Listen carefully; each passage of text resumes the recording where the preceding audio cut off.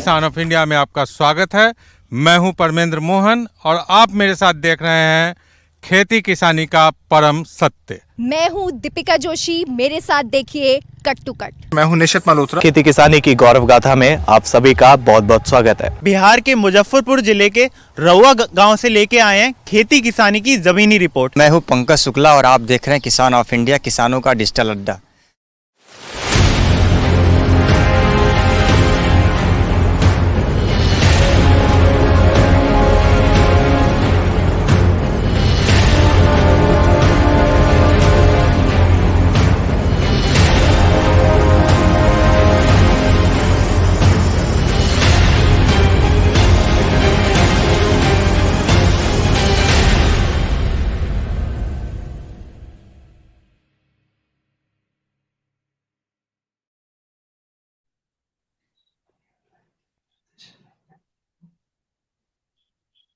किसान of India के first mushroom digital conclave में आप सभी का स्वागत है।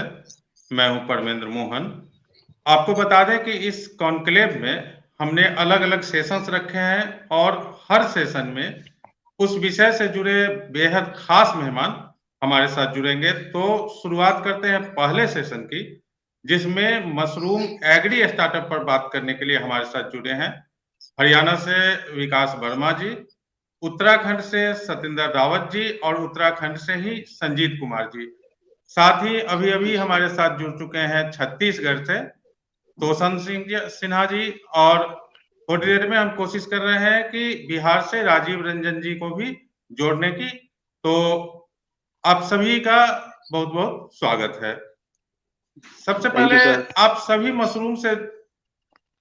मशरूम से जुड़े कामयाब एग्री एंटरप्रेन्योर हैं, इसलिए हम चाहेंगे कि आप अपने स्टार्टअप से लेकर के अब तक के अनुभव को संक्षेप में बताएं, ताकि जो नए स्टार्टअप हैं या जो शुरू करने की सोच रहे हैं उन्हें एक दिशा मिल सके। तो सबसे पहला तो मैं तोसन सिंह जी, आवाज आ रही है आपको? जी सर। तोसन जी, ये बताएं कि छत्तीसगढ़ में आपने किस तरह से ये मशरूम का काम शुरू किया और आज आप अपने को किस जगह पे पाते हैं? जी, सभी दर्शकों को मेरा नमस्कार। मैं तोसन कुमार सिन्हा, धमतरी छत्तीसगढ़ से। मैंने 2007 में एडमिशन लिया था बीएससी हॉर्टिकल्चर में। तो मेरा ग्रेजुएशन है हॉर्टिकल्चर विषय में ही। तो मैंने ग्रेजुएशन के समय ही मशरूम में इंटरेस्ट लगने लगा और सोचने लगा कि इसी में मुझे मतलब बहुत ज़्यादा स्कोप लगने लगा, क्योंकि इसमें जो रॉ मटेरियल है वो हमारा कृषि अपशिष्ट ही है। जो धान, जैसे धमतरी छत्तीसगढ़ में पूरा धान का कटोरा बोला जाता है, तो खेत में पैरा को जलाते ही हैं, आखिर जितना पशु के लिए रखे हैं उसके बाद बाकी को जलाते ही हैं। तो मैंने पढ़ाई के बाद इसको अपना बिजनेस बना लिया और एक पॉकेट मनी से मैंने अपना काम शुरू किया था। और ये करते-करते आज मेरे से 1000 किसान भी जुड़े हुए हैं, क्योंकि मैं मशरूम उत्पादन के साथ-साथ में बीज उत्पादन भी खुद के लैब डाला हूँ। और छत्तीसगढ़ में मशरूम के क्षेत्र में काफ़ी अच्छा काम हो रहा है और अधिकतर इसमें ऑयस्टर मशरूम की खेती जो कम लागत में कर सकते हैं, ये छत्तीसगढ़ में कर रहे हैं, महिलाओं से भी इसकी खेती करा रहे हैं। जी, विकास वर्मा जी, एक चीज बताइए कि एक एग्री स्टार्टअप के लिए मशरूम जो है वो कितना सही चयन हो सकता है कि प्रोडक्ट मशरूम को अगर हम देखें? नमस्कार साथियों, सभी को पहले मेरा नमस्कार। मेरा नाम विकास वर्मा है और मैं हिसार हरियाणा से बिलोंग करता हूँ। और रही बात, सर आपने बहुत ही अच्छा क्वेश्चन पुट किया कि ये स्टार्टअप कैसे महिलाओं के लिए या फिर और किसी भी जो एक छोटे लेवल का किसान है, जो मतलब छोटा किसान है, उसके लिए बहुत ही अच्छा स्टार्टअप है ये। क्योंकि ना जो कोई भी किसान होता है उसके पास ना वेस्टेज बहुत होता है, कोई भी खेती बाड़ी है या कुछ का वेस्टेज होता है। जब किसान अपने आप को उस वेस्ट को गोल्ड में कन्वर्ट करना सीख जाएगा तो वो किसान की आय एकदम से 2 गुना हो जाएगी सर। मशरूम एक ऐसा ऑप्शन है किसानों के लिए जो अपने जैसे खेत का भूसा है, सरसों का भूसा है, पराली का भूसा है, गेहूं का भूसा है, उसके मटेरियल से एक मशरूम का कंपोस्ट तैयार करके और मशरूम की फार्मिंग कर सकता है, और उससे वो अच्छी इनकम भी साथ जनरेट कर सकता है और साथ में और लोगों को भी रोजगार दे सकता है। ये एक ऐसा बिजनेस है मशरूम का जिसको अंदर हम कम पूंजी में, जिसको हम बोलते हैं कम पूंजी में हम लगा के इसकी मशरूम फार्मिंग हम स्टार्ट कर सकते हैं सर। जी सत्येंद्र जी, ये कम पूंजी में मतलब कम लागत में और कम जगह में बिल्कुल मशरूम सर। का उत्पादन कर सकते हैं। ये इसी वजह से जो है भूमिहीन किसानों के लिए, सीमांत किसानों के लिए मशरूम को काफी अच्छा संभावनाओं वाला क्षेत्र माना जा रहा है। और भारत की अगर बात करें तो 50% जो मशरूम का उत्पादन है वो सीमांत किसानों के द्वारा ही किया जा रहा है, बाकी 50% जो है वो इंडस्ट्रियल प्रोडक्शन इसका होता है। आप उत्तराखंड से, पर्वतीय प्रदेश है, वहां पर कृषि भूमि जो है वो कम है, तो उत्तराखंड के बारे में बताइए कि स्टार्टअप्स के लिए मशरूम जो है वो कितना फायदेमंद है। आप सभी को नमस्ते और धन्यवाद मुझे इस प्रोग्राम में शामिल करने के लिए। मेरे ख्याल से उत्तराखंड सरकार भी बहुत अग्रसर है। स्टार्टअप उत्तराखंड के अंतर्गत जो नंबर 1 प्रायोरिटी है वो मशरूम के प्रोडक्शन को ही है। और जैसे पर्वतीय क्षेत्रों में जो पहाड़ी इलाके हैं, वहाँ पे जो खेत होते हैं वो छोटे होते हैं, संकरे होते हैं और सीढ़ीनुमा होते हैं, तो वहाँ पे खेती करना वैसे भी थोड़ा-सा मुश्किल है, क्योंकि मैं बताना चाहूँगा कि हमारी जो कंपनी है वो रिवर्स माइग्रेशन पे भी काम कर रही है। और हमें लगा कि हमें एक ऐसी क्रॉप को सेलेक्ट करना चाहिए जो ट्रेडिशनल क्रॉप ना हो, वो कमर्शियल क्रॉप हो। दूसरा, वो छोटी जगह पे हो जाए। और मशरूम का एडवांटेज ये भी है कि आप एक ही जगह से आप साल में 4 बार कर सकते हैं। जैसे धान, गेहूँ तो आप लिमिटेड हो सकता है, उसमें श्रम भी ज़्यादा है, पैसा भी कम है। मशरूम में ऐसा नहीं है। तो मशरूम की संभावनाएँ उत्तराखंड सरकार की जो सहयोग है, मुझे लगता है बहुत ज़्यादा है। और हमारा जो है रामनगर में प्लांट है, और हमारा बीरोखाल ब्लॉक जो पौड़ी डिस्ट्रिक्ट में आता है, हमारा वहाँ पे भी है। क्योंकि जैसे मैंने आपको बताया कि हमारा उद्देश्य रिवर्स माइग्रेशन पे भी काम करना है, ताकि पहाड़ों में ही लोगों को कुछ ऐसी संभावनाएँ मिलें जो अपने गाँव को उनको ना छोड़ना पड़े, और इस दिशा में हम आगे बढ़ रहे हैं। और मुझे लगता है कि पहाड़ी इलाकों में हमें इसको और ज़ोर से आगे बढ़ाना चाहिए। जी, संजीत कुमार जी भी हमारे साथ जुड़े हुए हैं, और संजीत कुमार जी भी उत्तराखंड से ही हैं। हम संजीत जी, हाल ही हाँ जी सर। में मशरूम को लेकर के हरिद्वार में एक इंटरनेशनल कॉन्क्लेव भी हुआ था, जिसमें उत्तराखंड में मशरूम उत्पादन को देश का नंबर 1 राज्य बनाने के लिए, मतलब इस बनाने के लक्ष्य के साथ सरकार ने कई चीजें शुरू की हैं, इसको प्रोत्साहन देने की घोषणा भी की गई जी। है। तो आप आज की तारीख में उत्तराखंड में मशरूम स्टार्टअप्स के लिए क्या संभावनाएं देख रहे हैं? तो सबसे पहले तो मैं सभी दर्शकों का धन्यवाद करूंगा जो हमारे साथ जुड़े हैं, और मैं ये कहना चाहूंगा कि स्टार्टअप्स के लिए जो मशरूम फार्म है वो बहुत अच्छा जरिया है, जिससे कि जो हमारे यंग एंटरप्रेन्योर्स हैं वो सामने आए, मशरूम की खेती करें। जो अगर मैं अपना खुद का अनुभव बताऊं तो मैंने जो मशरूम की ट्रेनिंग ली थी वो 2019 से ली थी, जो हमारा हिमाचल में होती है DMR से। तो वहां से उसके साथ साथ मुझे उत्तराखंड सरकार ने भी काफी मदद करी है, जो कि यंग एंटरप्रेन्योर्स के लिए काफी लाभदायक हो सकती है। सरकार आपको इसमें सब्सिडी भी प्रोवाइड करती है। जो भी हमारे यंग यूथ है वो मशरूम एग्रीकल्चर की तरफ जाएं, मशरूम की फार्मिंग करें, उनको और जानकारी लोगों से और प्राप्त करें कि ये कैसे स्टार्ट होता है, कैसे इस पे काम करा जा सकता है। तो यंग जनरेशन के लिए बहुत अच्छा प्लान है।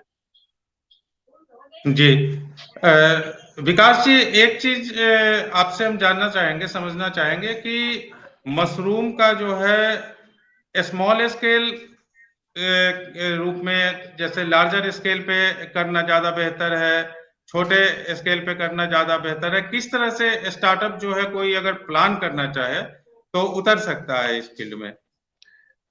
श्रीमान जी, देखिए मशरूम फार्मिंग की अगर बात करते हैं तो मैं सभी किसानों से या फिर जितने भी हमारे साथी हैं, मैं उनसे एक बात कहूंगा कि जो मशरूम फार्मिंग बिजनेस है वो एक आप कह सकते हो इसके अंदर जो लागत भी कम है, लेकिन पहले मैं ये गाइड करूंगा कि किसान को छोटे लेवल से काम स्टार्ट करना चाहिए, एक छोटे लेवल से काम स्टार्ट करेगा, मान के चलो 100-200 या 400-500 बैग से स्टार्ट करेगा, तो इसके अंदर पहले उसको खुद को प्रिपेयर होना पड़ेगा। आप उसके सीखिए पहले मशरूम फार्मिंग एक्चुअली में होती कैसे है, क्योंकि ना इसके अंदर बहुत सारे काम होते हैं। इसकी जो दुनिया की सबसे सेंसिटिव खेती हम जिसको बोल सकते हैं तो मशरूम को ही बोल सकते हैं, क्योंकि ना इसके अंदर बहुत सारी ध्यान रखने वाली बातें हैं। तो पहले हमको छोटे लेवल से ही काम स्टार्ट करना चाहिए। जैसे मैंने आज से 2015 के अंदर मशरूम फार्मिंग स्टार्ट की थी, तो मेरी सबसे बड़ी गलती भी यही थी कि मैंने बहुत बड़े स्केल पे काम स्टार्ट कर लिया था, जिसके कारण मेरे को 14 लाख रुपए का लॉस भी हो गया था। और वो लॉस का कारण था कि मेरे को उसकी नॉलेज नहीं थी। अगर उस टाइम पे मैं अगर छोटे लेवल से काम कर लेता, छोटे लेवल सीख लेता, तो उस टाइम पे मेरे को इतना बड़ा लॉस नहीं होता। लेकिन 1 साल या 2 साल काम करने के बाद में जैसे हम उसको सीख लेते हैं, उसकी पूरी तरह से हमको नॉलेज हो जाती है, फिर हमको लेबर वर्क काम करना चाहिए। स्टार्टिंग में किसान क्या करता है, एक टाइम पे पैसा लगा देता है, जैसे मान के चलिए 2 या 3 लाख रुपए उसके पास है, वो बिजनेस में लगा देता है और उसको लॉस हो जाता है और लेबर वर्क काम करने में वो लग जाता है।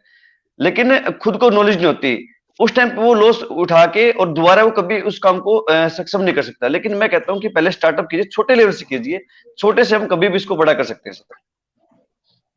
जी, राजीव जी भी हमारे साथ जुड़ रहे हैं बिहार से। तो राजीव जी, यहीं से आपसे पहला सवाल हमारा ये है कि कैसे इसका प्रोडक्शन बढ़ाया जाए। जैसे छोटे लेवल से अभी विकास जी ने बताया कि करना चाहिए, कभी भी एकदम से बहुत ज्यादा लागत इसमें नहीं लगानी चाहिए। तो कैसे प्रोडक्शन बढ़ाया जा सकता है अगर हम कम लागत के साथ और कम जगह में मशरूम की खेती करते हैं?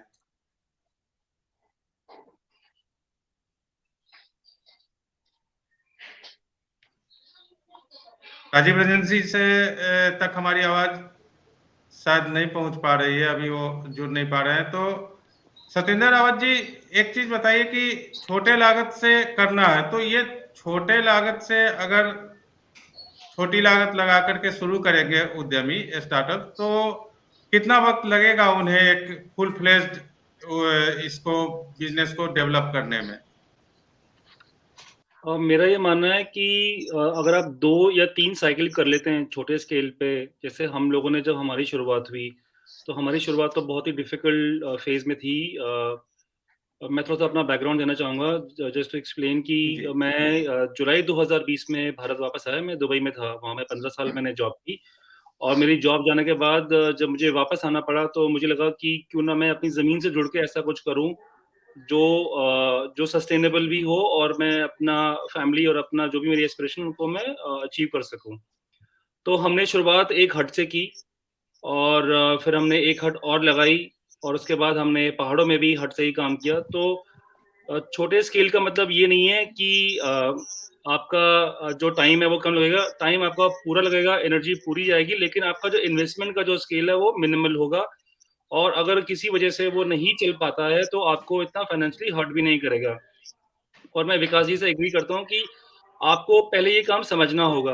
ये यूट्यूब के जो वीडियोज़ होते हैं, ये जो गूगल में अगर आप सर्च करते हैं, तो 2 ढाई मिनट के वीडियो में आपको करोड़पति बनाने की पूरी गारंटी होती है, बट ऐसा है नहीं असल में। जब आप अपने नीचे उतरते हैं ज़मीन पे, तो आपको रियलाइज़ होता है कि इसमें कठिनाइयाँ जो हैं, वो अनलिमिटेड हैं। मेरा ये मानना है कि ये जो काम है, ये डिफ़िकल्ट नहीं है, ये थोड़ा डिफरेंट है। कृषि का अगर मैं बात करूँ, जैसे कोई किसान धान उगाता है, गन्ना उगाता है, दाल है, तिलहन है, तो उनसे अगर हम कंपेयर करें तो ये बहुत डिफ़िकल्ट नहीं है, लेकिन थोड़ा डिफरेंट है क्योंकि इसमें टेम्परेचर हो गया, ह्यूमिडिटी हो गई और बहुत सी चीज़ें हैं जो आपको समझनी पड़ेंगी और जब तक आप खुद अपने हाथों से 1 या 2 साइकिल ना कर लें, आपको आगे नहीं बढ़ना चाहिए। और अगर आपके पास फंड्स भी हैं, आई वुड स्टिल मैं रिकमेंड करूँगा कि पहले आप छोटे स्केल पे ही शुरू करें इसको और जब आपको खुद लगे कि आप ये काम कर सकते हैं और आपसे सक्सेस भी मिल गई है आपको, उसके बाद सरकार की योजनाएँ हर स्टेट में जहाँ पे सब्सिडी मिल सकती है या आप अपने खुद प्राइवेट फंडिंग से भी आप आगे बढ़ सकते हैं। बट स्टार्ट स्मॉल मेरा ये सजेशन रहेगा। बिल्कुल, बिल्कुल जी सत्येंद्र जी, मैं आपसे सहमत है इस बिल्कुल बात से, बिल्कुल। जी। तो विकास जी, तो जैसे आपने भी कहा और सत्येंद्र जी ने भी कहा, तो इस वक्त जो हमसे जुड़े हुए हैं दर्शक, उनको हम आपके जरिए उन तक ये लाना चाहेंगे कि किसी स्टार्टअप को सबसे पहले करना क्या चाहिए। ऐसे आपने जानकारी की भी बात की, लागत की भी बात की, तो कोई भी स्टार्टअप हो वो सबसे पहले करे क्या? देखिए महेंद्र जी, सबसे पहले कोई भी एक स्टार्टअप है या कोई भी एक किसान है, छोटा सीमांत जो किसान है जो अपने ट्रेडिशनल खेती कर रहा है, तो सबसे पहले उसको हमारे कोई भी जैसे एक निरीक्षण करना चाहिए कि आपके आसपास में केवीके हैं या कोई ऐसी यूनिवर्सिटियां हैं जो एग्रीकल्चर यूनिवर्सिटियां हैं, उनके पास जाइए, उनसे, हाँ, हर एक यूनिवर्सिटी में एक डॉक्टर बैठे होते हैं, विभाग होता है मशरूम का, वहां जाके पहले उनसे बातचीत कीजिए। उसके बाद में ये देखिए कि आपके आसपास में कोई ऐसा किसान है जो मशरूम फार्मिंग कर रहा है, जो अच्छे स्केल पे काम कर रहा हो, उनसे जुड़िए। या कभी भी यूट्यूब के माध्यम से आप मशरूम फार्मिंग के बारे में सीखिए। मैं सतेंद्र जी की बात से बिल्कुल सहमत हूँ कि यूट्यूब में 1 मिनट में आपको करोड़पति बनाने का सपना दिखा देती है, ये बिल्कुल गलत है, क्योंकि उनको खुद को ही नहीं पता होता कि हम किस वे में काम कर रहे हैं, मशरूम फार्मिंग एक्चुअली में होता क्या है। क्योंकि ना मशरूम फार्मिंग एक डिफरेंट ही प्रकार की खेती है, क्योंकि इसके अंदर मॉइस्चर है, क्लीनिंग है, टेम्परेचर है, और बहुत सारी चीजें इसके अंदर सीखने की बड़ी बात है। तो सबसे पहले किसान को एक जगह चूज करनी चाहिए कि हम कितने लेवल पे काम करें, उसकी कॉस्ट ऑफ वैल्यू क्या है, मतलब कितना पैसा वो लगा सकता है उसके अंदर। और जैसे मान के चलो उसके पास में 50,000 रुपए की उसने स्टार्टिंग करा, तो मैं कहूंगा उसके सजेस्ट करूंगा 25,000 से काम स्टार्ट कीजिए। और पहले कंपोस्ट अगर नहीं बनाना आता तो आप स्टार्टिंग में कंपोस्ट किसी से परचेज करके लगा सकते हैं, ताकि कंपोस्ट बनाना तो एक इसका जो बटन मशरूम की बात करते हैं, तो बटन मशरूम का जो कंपोस्ट बनाना है बिल्कुल थोड़ा डिफरेंट है, बहुत लंबा टाइम चाहिए उसके लिए, एक्सपीरियंस भी चाहिए होता है। तो स्टार्टिंग में अपने थोड़े से बैग लेके रख लेता है, और उसके अंदर जैसे मशरूम को किस तरीके से केसिंग करना है, मशरूम को किस तरीके से पानी देना है, मशरूम को किस तरीके से हार्वेस्टिंग करनी है, मशरूम को किस तरीके से पैकेजिंग करनी है, क्योंकि ना ये अलग अलग पार्ट होते हैं इसके मशरूम फार्मिंग के, और ये छोटे छोटे पार्ट नहीं होते, ये बिल्कुल बहुत ज्यादा काम की चीजें हैं। और मशरूम की कटिंग से लेकर पैकेजिंग तक भी बहुत लंबे टाइम का एक्सपीरियंस होता है। तो पहले उसको सीखिए, बड़े लेवल से काम करने जी। से पहले उसको सीखिए। आपको जब खुद को एक्सपीरियंस हो जाए कि मैं खुद इसके अंदर, हाँ, बिल्कुल अच्छे तरीके से काम कर सकता हूँ, कॉन्फिडेंस हो जाए, फिर आप उसको बड़े लेवल से काम स्टार्ट कर सकते हैं। हाँ, मुझे भी यही लगता है कि जब तक आपने खुद फील्ड पे उतर के काम नहीं करा मशरूम के ऊपर, तब तक आपको कोई लाभ नहीं होगा। तो बिल्कुल आपको बिल्कुल सर। कोई भी जो यंग एंटरप्रेन्योर्स है जो भी मशरूम का काम करेंगे, उनको फील्ड में खुद ब खुद काम करना ही पड़ेगा। आप किसी के भी इसमें भरोसे नहीं रह सकते, हाँ, तभी बिल्कुल आपको बिल्कुल बहुत ज्यादा संजीव, एक्सपीरियंस मिलेगा। संजीव जी राइट, ये बात सही है सर, आप बिल्कुल। तो राजीव रंजन जी, आपको आवाज आ रही है अब? Yes sir. राजीव रंजन जी, आप जी बिहार से हैं, और अभी हम जब किसान ऑफ इंडिया की टीम बिहार गई थी, तो वहां पर नालंदा में हमने एक मशरूम लेडी है, वहां की उत्पादक किसान है अनीता देवी, तो उनसे बात भी हुई। तो एक पूरे इलाके में जो दिक्कत सामने आई थी, और इस वक्त जो हमारा कॉन्क्लेव चल रहा है, तो एक सवाल भी हमारे पास बिहार के ही से ही आ रहा है, जितेंद्र कुमार हैं, तो वो ये कहते हैं कि उत्पादन तो हम कर रहे हैं, लेकिन इसको मार्केट से कैसे जोड़ा जाए, क्योंकि 120 रुपए किलो भी बेचना पड़ रहा है, 150 रुपए भी, और कभी कभी उन्होंने लिखा है कि 80 रुपए किलो भी उन्हें बेचना पड़ रहा है, क्योंकि उस तरह का मार्केट नहीं ग्रो हुआ है। आप सभी इस समय जो हमारे साथ जुड़े हुए हैं सभी यंग हैं, यूथ एंटरप्रेन्योर हैं, तो किसानों को कैसे इससे जोड़ा जाए, स्टार्टअप्स जो है वो किसानों को कैसे, प्रोड्यूसर्स को कैसे जोड़े, जो उन्हें भी ज्यादा आय मिल सके और आप लोगों को भी ज्यादा प्रोडक्ट मिल सके। तो इस बारे में थोड़ा सा बताएं। सर, यहाँ पे सबसे ज्यादा एक्सपेक्टेशन लोग ये करते हैं कि हमारी मशरूम मोर देन 200 या 250 रुपए केजी बिके। बट सर, यहाँ पे लोग ये नहीं देखते कि यहाँ पे बिहार में एक्चुअली बहुत ही पीछा हुआ स्टेट है ये। यहाँ पे मशरूम आ रहे हैं, इससे पहले मशरूम के नाम भी नहीं जानते थे यहाँ पे। मैं यहाँ पे अपना फार्म मैंने 2015 में स्टार्ट किया था। उस टाइम में 80 से 100 केजी मेरे लिए सेल करना काफ़ी परेशानी थी। आज के डेट में मेरा 600 केजी एवरी डे मशरूम मेरा सेल हो रहा है, टोटल अपने कैंपस। और यहाँ के किसान, मतलब ये कहना नहीं चाहूँगा, बट किसान की कुछ है, ये सोचते हैं कि हमारे जो मशरूम है इसका रेट काफ़ी हाई मिले। बट सर, ये कैसे पॉसिबल है? और किसान के पास ही, जैसे वो देखते हैं कि मार्केट में, लोकल मार्केट में अगर 200 रुपये मिल रही है, तो हमें डायरेक्ट फार्मर को 200 मिलना चाहिए। तो ये कहीं भी सर एग्जिस्ट नहीं करता ना। फार्मर को ऑलवेज कम रेट मिलती है, जैसे 135 140 मिलती है, और रिटेल मार्केट में जाने के बाद 200 ही मिलती है। तो यहाँ के किसान जो है सोचते हैं कि हमारे पास जो है हम जाके खुद से सेल करें, रिटेल करें, तो हमें 200 मिले। मेन कम्युनिकेशन गैप और ये यहीं पे हो रही है बिहार में सर, जी या हर जगह हो रही है। मैंने इस बार सर 38,000 करीब 3800 से 35,000 बैग मैंने सप्लाई किया अपने कंपोस्ट यूनिट से सर पिछले 3 महीनों में। सभी फार्मर, हमारे जितने भी फार्मर हैं सब खुश हैं, क्योंकि उन्होंने इस बार 125 से नीचे किसी ने भी सेल नहीं किया है, जो कि दिसंबर और जनवरी का ऐसा जो होता है सबसे ज्यादा प्रोड्यूस होता है। इस टाइम में न शादी होती है न लगन होती है, मार्केट की स्थिति बहुत ही खराब होती है। हर साल पूरे इंडिया में जो है आधा दिसंबर और जनवरी का जो माह होती है मशरूम वालों के लिए सबसे ज्यादा मतलब अच्छा समय रेट के मामले में सबसे कम रेट में सेल होती है। लेकिन हमारे बिहार में हमारे आसपास में 125 रुपए से नीचे रेट नहीं गई है। तो यहाँ के किसान को मैंने सेल किया है, छोटे से किसान को मैं लेता हूँ जो में से 200 बैग ले गए हैं। 200 बैग उन्होंने 28 से 29,000 उसमें इन्वेस्ट किया, और एक किसान जो है वही किसान मोर देन 65,000 अभी तक मशरूम बेच चुका है, उसे डबल का प्रॉफिट कर चुका है। और अभी के डेट में मोर देन 25 जो फार्मर है अभी एसी कंट्रोल यूनिट में जा रहे हैं, जो इस टाइम फर्स्ट टाइम उन्होंने झोपड़ी में स्टार्ट किया है। आप कैसे कह सकते हैं सर बिहार में पीछे है? यहाँ पे काफी अच्छा ये मिला है सर, ये भी मार्केटिंग मिल रही है, और हमारे बिहार गवर्नमेंट जो है काफी अच्छा काम कर रही है इसके लिए। डायरेक्ट जो है 20 लाख का ये प्रोजेक्ट बनाई है, जिसमें 50% का अनुदान दे रही है, 1 साल के अंदर दे रही है। और झोपड़ी वालों अभी के लिए अभी स्क्रीन पे यही एक इसी से जुड़ा हुआ एक सवाल भी दिख रहा है, जिसमें पूछ रहे हैं लोग कि क्या सरकार कोई सब्सिडी देती है, और अगर देती है तो उसके लिए प्रोजेक्ट फाइल कैसे तैयार करेंगे। तो सर मैं बता रहा हूँ, सतेंद्र जी आप बताएं, उत्तराखंड में अगर ये कोई सब्सिडी को लेकर के किस तरह सरकार मशरूम पर जो है वो स्टार्टअप जो हैं उनको मदद कर रही है। तो मोहन जी, उत्तराखंड सरकार काफ़ी एग्रेसिव है, जैसे मैंने बताया, और ख़ासकर मशरूम को लेके कोई भी किसान अगर मशरूम की खेती करना चाहता है तो 2 कंडीशंस हैं पहले। एक तो या तो आपकी ज़मीन खुद की हो या आपके पास ज़मीन लीज़ की हो जो 12 साल की लीज़ मिनिमम हो, ये उनकी कंडीशन है। और वो आपको 40% तक जो डिपार्टमेंट ऑफ हॉर्टिकल्चर है उनके माध्यम से अगर आप जुड़ेंगे, तो वो आपको जो सब्सिडी है वो सरकार देती है। और उसमें प्रोजेक्ट में आप 1 रूम भी लगा सकते हैं, आप 2 रूम भी लगा सकते हैं, और आप चाहें तो 2 रूम के साथ में आप कंपोस्ट यूनिट भी लगा सकते हैं। वो डिपेंड करता है कि आप क्या करना चाहते हैं। सरकार पूरा सहयोग करती है। मैं उत्तराखंड की बात कर सकता हूँ, क्योंकि उत्तराखंड में तो जो बिजली के दाम हैं, वो भी सब्सिडाइज़ हैं।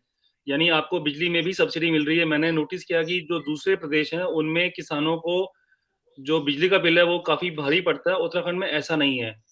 तो मैं सवाल देख रहा था, तो सबसे पहले क्या करना चाहिए कि या तो आपकी खुद की ज़मीन हो, अगर नहीं तो आप लीज़ पे लें, डिपार्टमेंट ऑफ हॉर्टिकल्चर से संपर्क करें और उनको अपना जो एक आइडिया है वो बताएँ। अगर आपने कभी रिपोर्ट नहीं बनाई है तो उसमें कोई डरने वाली बात नहीं है। आपको फॉर्मेट जो है वो बता देते हैं, आपको फॉर्मेट में वैल्यू है वो डालनी होती हैं, और बहुत ही सिंपल है। जो मशीन की जो कीमत है, वो आपको कोटेशन देनी पड़ेंगी आस-पास के जो सप्लायर हैं, जो पफ बनाते हैं, जो मशीनें बनाते हैं।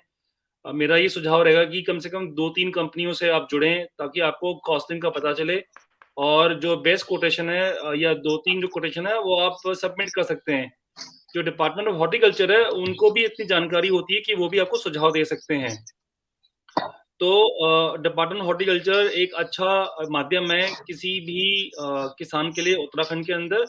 अगर आप डिपार्टमेंट हॉर्टिकल्चर से किसी वजह से नहीं कर पाते, जैसा हमारे साथ हुआ, क्योंकि जब मैं दुबई से आया तो मैंने अपनी जेब से पैसा लगा दिया, और वो था कोविड का पीक पीरियड, तो मैं किसी डिपार्टमेंट को भी कॉन्टैक्ट नहीं कर पाया। लेकिन जैसे एग्ज़ाम्पल के लिए हर राज्य में मुख्यमंत्री स्वरोजगार योजना या प्रधानमंत्री एम्प्लॉयमेंट जनरेशन जो प्रोग्राम्स हैं, वो उनके तहत भी जो किसान हैं, वो मशीनरी का जो सबसे एक्सपेंसिव पार्ट होता है ये मशरूम के काम का, उसके लिए आप सब्सिडी अप्लाई कर सकते हैं। और मुख्यमंत्री स्वरोजगार योजना के तहत भी 10 लाख की जो राशि है, उसका अनुदान आप ले सकते हैं।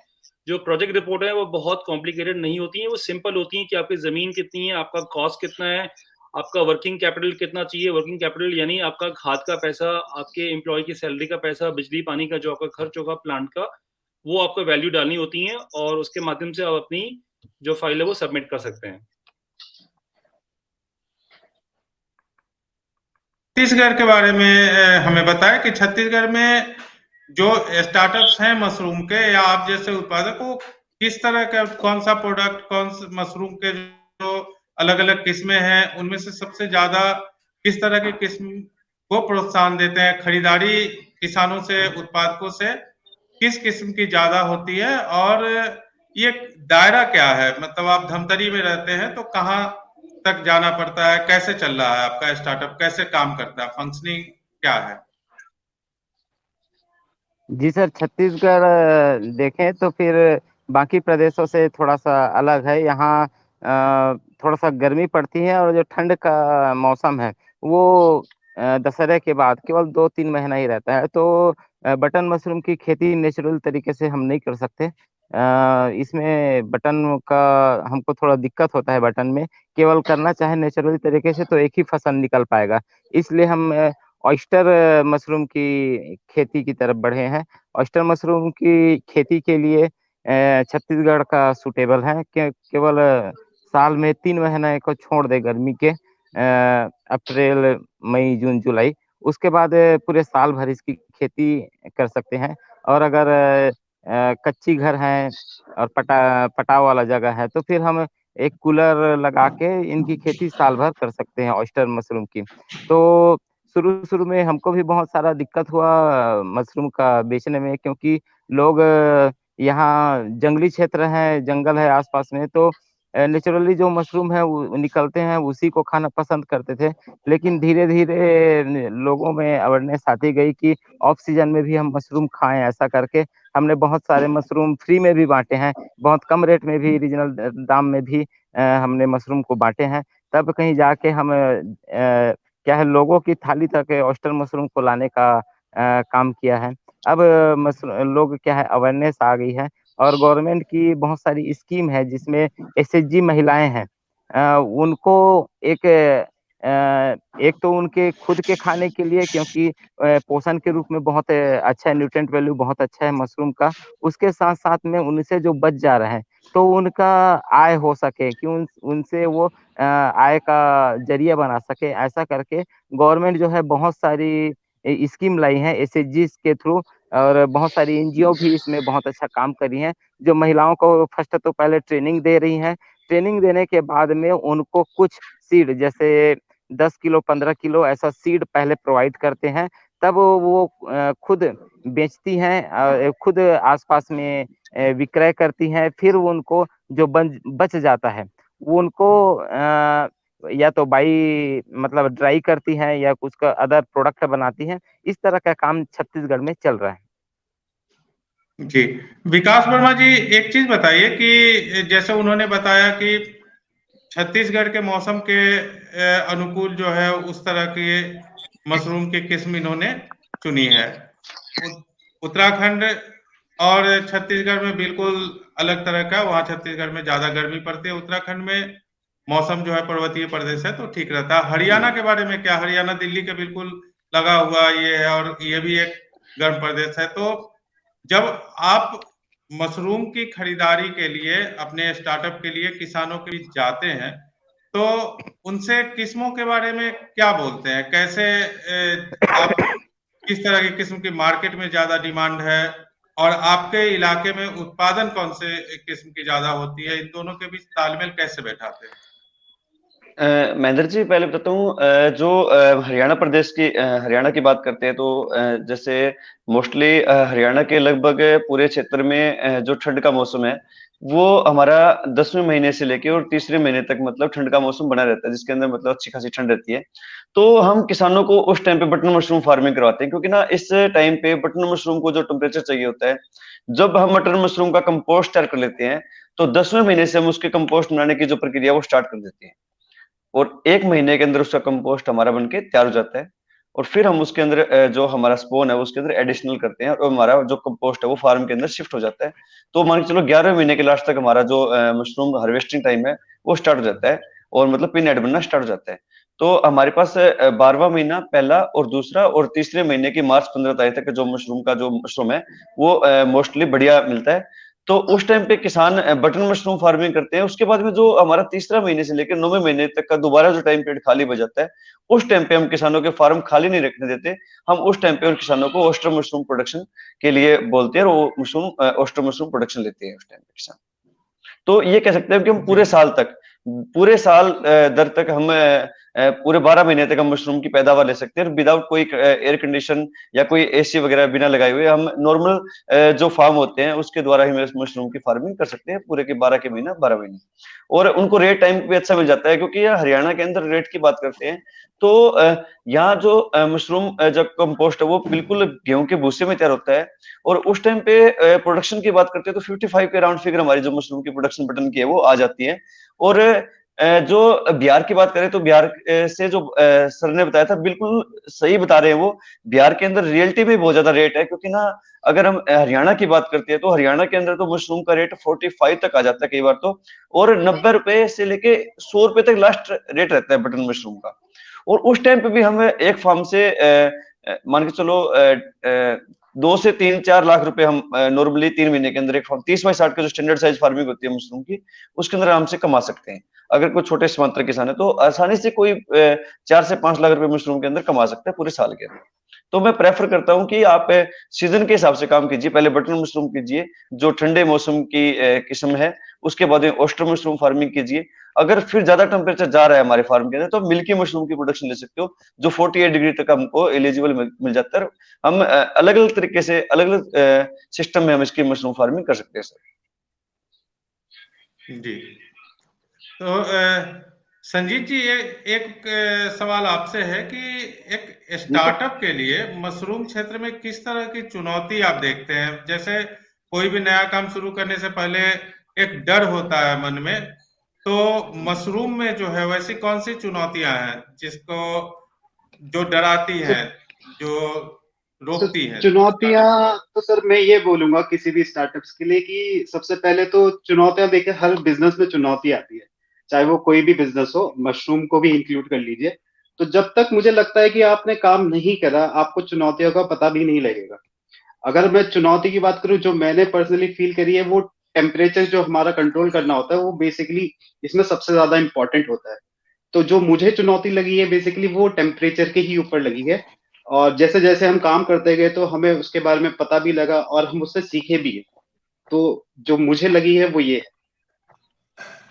जी, सत्येंद्र रावत जी, एक चीज बताइए कि मशरूम का खाने में भी इस्तेमाल होता है, दवाओं में भी, मेडिसिनल जो इसका है, इंडस्ट्रियल प्रोडक्शन अलग ये होता है। तो एक स्टार्टअप क्या सब चीजों को लेकर चलता है, या उसमें से कोई खास ये कि जैसे कोई स्टार्टअप हो कि हम सिर्फ मेडिसिनल प्रोडक्ट्स में ही हमें जाना चाहिए, ये कैसे करेंगे?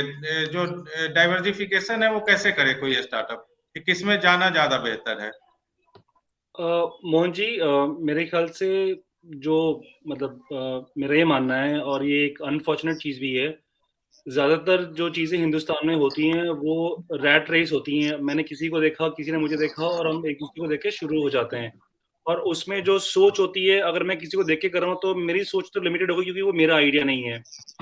और मैं इसलिए इसको जिक्र कर रहा हूँ क्योंकि ज़्यादातर जो मशरूम के काम होते हैं या कोई और भी नॉन ट्रेडिशनल जो क्रॉप्स होती हैं, उसमें जो प्राइमरी फोकस होता है वो होता है प्रोडक्शन का। और मेरा ये मानना है, और आई एम श्योर सब लोग उससे एग्री करेंगे, कि जो प्रोडक्शन करता है उसको सबसे ज़्यादा चैलेंज होते हैं। ग्रो करना आसान नहीं है। जब आप सीख जाते हैं उसके बाद भी आपको हर एक बैच पे जो है बहुत ज़्यादा डिटेल में ध्यान देना पड़ता है, और आपको मार्केट से बहुत अच्छा प्राइस नहीं मिलता। लेकिन जो ट्रेडिंग करते हैं, जो एजेंट होते हैं, वो अच्छा मार्जिन बनाते हैं। उससे अच्छा मार्जिन कौन बनाता है? जो उसके बाय प्रोडक्ट्स पे काम करता है। तो जो हमारा जो स्टार्टअप है, हमारा ये प्रयास है कि 2022 का जो साल है, हमने पहले साल सीखा और समझा कि इस बिजनेस की क्या बारीकियां हैं। हम इसमें रैट रेस समझ के नहीं उतरे। हमने पूरी स्टडी की। जब हम लोग दुबई में थे तो सोचा समझा कि क्यों इसमें जाना है। तो 2 मेरिट हैं इसकी। एक तो ये कि इसकी जो प्रोडक्शन है वो इंडिया में 1% भी नहीं है ग्लोबल प्रोडक्शन का। इसका मतलब ये हुआ कि अगर बड़े कैनवस पे देखें तो क्या ये ऐसा प्रोडक्ट है कि इसकी इंडिया में मार्केट नहीं है? इंडिया में बहुत बड़ी मार्केट है। अगर हम जैसे अगर लाखों और एंटरप्रेन्योर भी जुड़ जाएं, उसके बाद भी मार्केट में आप अपना मार्जिन बना सकते हैं। ऐसा नहीं है कि हर बिजनेस आपको 50% मार्जिन देगा। कुछ बिजनेस जो होते हैं वो 5% के मार्जिन पे भी काम करते हैं, लेकिन उसमें स्केल बहुत बड़ा होता है। तो जरूरी ये है कि आप सोच के करें कि आप कर क्या रहे हैं। तो हमारी जो सोच है और जो मैं आपसे साझा करना चाहता हूँ कि हम शुरू तो बटन मशरूम से कर रहे हैं क्योंकि ये पॉपुलर है। हम भी शुरू कर रहे हैं, हमें कोई आइडिया नहीं है, तो हमारा जो जर्नी है, जो यात्रा है वो आसान है। लेकिन ऑयस्टर मशरूम हो गया, गैनोडर्मा हो गया, कॉर्डिसेप्स हो गया, आपका शिताके मशरूम हो गया, जितने भी एक्सोटिक वेजिटेबल्स हैं या जितने भी मेडिसिनल जो आपके मशरूम्स हैं, इनमें भी एक स्टेज पे आके हम आगे बढ़ेंगे, लेकिन एक समय पे एक स्टेप लेंगे, उसको पूरा सीमेंटेड करेंगे, अपनी हर एक जो काम को हमें सीखना है उसको टिक बॉक्स को टिक करेंगे और उसके बाद आगे बढ़ेंगे। इसीलिए हमारा ये मानना है और मैं ये कहना चाहूँगा कि सबसे बड़ा जो बिज़नेस का चैलेंज होता है, वो ये होता है कि आपकी जो कॉस्ट है। अब आप देखिए, जो किसान गर्मी में करना चाहता है, उसको पफ के बिना उसका काम चलेगा नहीं। लेकिन ये कहाँ पे लिखा हुआ है कि वो पफ में ही हो सकता है? ये कहीं नहीं लिखा हुआ है। वो ऐसी जगह पे होता है जहाँ पे उसको अनुकूलित वातावरण मिल जाए। वो तो आपका आप अर्बन ब्लॉक से अगर घर बनाओ वहाँ पे भी हो जाएगा। लेकिन हमारे किसान तो इस दिशा में सोचते नहीं है। हमारे दिमाग में क्या बैठ गया है क्योंकि हम रैट रेस में बिलीव करते हैं कि सिर्फ पफ में ही होगा। मेरा ये मानना है कि इस सोच को हमें तोड़ना होगा। हम अपने फार्म पे कुछ एक्सपेरिमेंट कर रहे हैं और मुझे खुशी होगी अगर हम जुलाई या अगस्त में जुड़े दोबारा, तो मैं एक ऐसा आपको प्रोटोटाइप दिखाना चाहूँगा कि वो पफ की आधी कॉस्ट में पूरे साल मशरूम उगाने का एक सोर्स होगा। क्योंकि देखिए, ये जो मशरूम फार्मिंग है, अगर आप किसी भी किसान से बात करो तो ये बोलेगा कि ये अमीरों की फार्मिंग है, ये गरीबों के लिए नहीं है। मैं इस मिथ्या को मैं तोड़ना चाहता हूँ। फॉर वन सिंपल रीज़न मुझे लगता है कि अ, ये जो खासकर मैंने जो झेला है पिछले 2 सालों में ये कि अगर हमने किसी फार्म को अप्रोच किया तो उन्होंने हमें कोई सहयोग नहीं दिया। सिंपल नहीं, नहीं कोई बात नहीं, अभी कुछ काम है, मैं बिज़ी हूँ, मैं नहीं आ सकता, मैं आपके फार्म पे आ जाऊँगा, ऐसा हमें बोला गया। तो ये जो जानकारी है ना, ये लोग साझा करना चाहते नहीं हैं। उनको ये डर है कि कॉम्पिटिशन बढ़ जाएगा। मुझे हँसी आती है कि कॉम्पिटिशन तो एग्ज़िस्ट करता ही नहीं है। अगर आज हम X किलो उगा रहे हैं, कल को वो X क्विंटल और X टन हो जाता है, तो आप अपने पेरिफेरी से हट के 250 किलोमीटर की रेंज तक जाएँ। मैं 10 किलो बेचता हूँ ₹100 में, तो मेरे को एक X प्राइस मिला। कल को अगर मैं 100 किलो अगर बेचता हूँ, तो मैं अगर 90 में बेचूँगा, तो भी मेरा मार्जिन बहुत हेल्दी होगा। लेकिन ये जो गणित है ना, ये किसान नहीं कर पाता। ये एक बिज़नेसमैन ही कर सकता है। इसलिए छोटा शुरू करें, अपनी कीमतों पे आप बहुत ध्यान दें, अपनी कॉस्टिंग पे आप बहुत ध्यान दें और स्लोली बट ग्रेजुअली आपको और चीज़ों पे भी ध्यान देना चाहिए क्योंकि बाकी जो मशरूम्स हैं, उनमें मार्जिन बहुत ज़्यादा है, बटन मशरूम में मार्जिन कम है। वो इसलिए क्योंकि जो कॉम्पिटिशन है वो बटन मशरूम में बहुत इंटेंस हो चुका है आज की डेट में और जैसे विकास जी ने बताया कि हरियाणा और पंजाब में तो बाढ़ आ जाती है मशरूम की सर्दियों के समय पे। तो जो किसान है, जो इतनी मेहनत कर रहा है, वो इतनी शिद्दत से काम कर रहा है, उसकी क्या गलती है बेचारे की? उसको मजबूरन होके 40, 50 या 70 में बेचना पड़ता है और हम उत्तराखंड में रामनगर जहाँ नैनीताल में मेरा फार्म है क्योंकि वहाँ पे जिम कॉर्बेट है, वहाँ पे रिज़ॉर्ट्स हैं, तो हमें 100, 120 मिल जाता है आसानी से। अगर हम मेहनत करें तो हमें 150 ही मिल सकता है। लेकिन हमारा स्केल अभी इतना बड़ा नहीं है कि हम अपने लोगों को जो है मार्केटिंग के लिए दौड़ाएँ। एक समय आने पे वो भी हम एक्सपोर्ट कर सकते हैं और मशरूम में सिर्फ बटन पे ही फ़ोकस ना करें और भी बहुत सी चीज़ें हैं जिनमें मार्जिन बहुत ज़्यादा है। मेरा ये मानना है। जी सत्येंद्र जी ने अभी काफी अच्छी बातें कही और हम इस वक्त जो हमारे साथ दर्शक जुड़े हुए हैं किसान ऑफ इंडिया के फर्स्ट मशरूम डिजिटल कॉन्क्लेव में, उन सभी को हम ये बताना चाहेंगे कि ये पहला कॉन्क्लेव है और जैसा सत्येंद्र जी ने कहा कि आगे फिर हम कभी जुड़ेंगे तो हम बाकी चीजों के बारे में बताएंगे, प्रोडक्ट के बारे में भी बताएंगे। तो जो आप सभी जो लोग जुड़े हुए हैं हमसे इस वक्त स्टार्टअप, उनसे हम चाहेंगे और हम उन्हें भरोसा दिलाते हैं कि जल्दी ही हम लोग फिर से जुड़ेंगे दूसरे कॉन्फ्रेंस में, तो वो अपने प्रोडक्ट के बारे में हमें बता सके, किसान ऑफ इंडिया के दर्शकों के सामने ला सके। वो प्रोडक्ट अगर लाइव के दौरान उनके सामने हो तो हमें भी समझने में सुविधा होगी और लोगों को भी ये पता चलेगा कि स्टार्टअप ने किस तरह से मशरूम में एक मुकाम बनाया है, एक मुकाम हासिल किया है। तो आप सभी ने मैं अपने अपने इसके बारे में बताया कि किस तरह से आपने शुरुआत की थी। एक चीज और, जैसा सचिन जी ने बताया कि भारत में अभी भी उत्पादन ग्लोबल उत्पादन की तुलना में सिर्फ 1% है, यानी कि एक बहुत बड़ा स्कोप है अभी। कितना भी हम जी अभी जी उत्पादन कर लें, मार्केट छोटा नहीं पड़ने वाला है। लेकिन किसानों को लग रहा है, जो एक सवाल आया था आप सभी से संक्षेप में जानना चाहेंगे हमारे सभी गेस्ट से, कि किसानों का, उत्पादकों का ये कहना है कि हम उगा लें लेकिन बेचे कहाँ।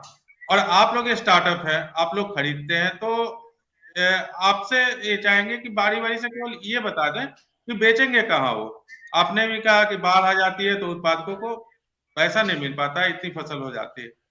तो ये राजीव रंजन जी, मार्केट की समस्या सबसे ज्यादा आपके राज्य में है। आप ही से इस सवाल का जवाब जानना चाहेंगे कि उत्पादक बेचे कहाँ अपना मशरूम। आप लोग स्टार्टअप्स हैं, खरीदने के लिए तैयार हैं, उनका कहना है कि उनको मार्केट नहीं मिलता है, तो ये चेन जो है वो बनेगी कैसे? सर मार्केट बटन मशरूम का यहाँ मार्केट काफ़ी बढ़िया है, और यहाँ पे बटन मशरूम का कभी प्रॉब्लम नहीं हुई। प्रॉब्लम हो रही है सर ऑयस्टर मशरूम का। ऑयस्टर मशरूम भी यहाँ पे 40-55 रुपये, 50 to 60 रुपीज़, क्योंकि सर मार्जिनिंग मनी इसमें काफ़ी ज़्यादा है। ऑयस्टर मशरूम उगाने में मैक्सिमम 20 से 25 रुपये पर केजी कॉस्ट आती है सर। और यहाँ पे बिहार में लोग चाहते हैं कि अब ऑयस्टर मशरूम भी प्लस 100 प्लस ही सेल हो, तो सर ये पॉसिबल नहीं है। और बटन मशरूम जो यहाँ पे 30 में भी 125 प्लस ही बिकती है। अभी 1 मार्च से यहाँ पे 170-175 हो जाएगी रेट। मेरे फार्म से अभी 145 जा रही है, आज तक रेट है, कल से 160-170 हो जाएगी। और मैं जो हूँ यहाँ पे बिहार, झारखंड और ये वेस्ट बंगाल, 3 स्टेट के जितने भी ऑनलाइन से, जैसे बिग बास्केट हो गए, रिलायंस हो गए, बिग बाजार हो गए, इनके साथ मेरा एग्रीमेंट लास्ट 5 ईयर से है। तो मैं इनको सप्लाई दे नहीं पा रहा हूँ, इतना उनकी डिमांड है। और लोकल मैं अपने आसपास के फार्म से भी मैं लेके उनको सप्लाई देता हूँ। और लास्ट 3 मंथ से एवरी ईयर मैं नवंबर, दिसंबर, जनवरी 4 महीने में फार्मिंग नहीं करता हूँ। अपने लोकल जो फार्मर होते हैं उनको कंपोस्ट सप्लाई करता हूँ, और उनका ही मार्केटिंग में उनका मशरूम माल सप्लाई करके सेल करवाता हूँ फुल गारंटी के साथ। तो सर यहाँ पे बटन मशरूम की नहीं है, ऑयस्टर मशरूम पे थोड़ा बहुत इश्यू है, बट यहाँ पे ऑयस्टर मशरूम भी 60 to 80 रुपीज आराम से बिक जाती है। बट यहाँ किसान को बैठी हुई है कि बटन मशरूम 150 बिक रही है, तो ऑयस्टर भी 100 प्लस बिकना चाहिए। तो सर यहाँ पे ऑयस्टर मशरूम विकास जी, प्रॉब्लम है, परेशानी होती है। विकास जी, ऑयस्टर मशरूम को बटन की तुलना में कम रेट क्यों मिल रहा है? सर देखिए, पहली बात तो कि आप एक 100 लोगों का ग्रुप बनाइए, और मैं रेट की बात करता हूँ, एक मार्केटिंग का एक फंडामेंटल सिस्टम समझाता हूँ कि रेट क्यों कम मिल रहा है। क्या आप 100 लोगों को इकट्ठा कीजिए और 100 लोगों को इकट्ठा करके बोलिए कि मशरूम की पिक्चर बनाइए, तो आपको 95 लोग है ना, आपको बटन मशरूम की पिक्चर बना के दे देंगे, और 5 लोग आपको ऐसे मिल जाएंगे जिनको मशरूम के बारे में कुछ पता ही नहीं।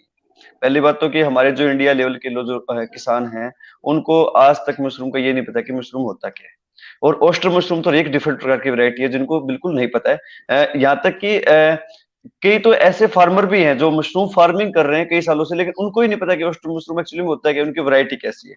तो मार्केटिंग का सबसे बड़ा फंडामेंटल सिस्टम ये होता है कि हमारे को कोई चीज दिखती है तभी वो चीज बिकती है।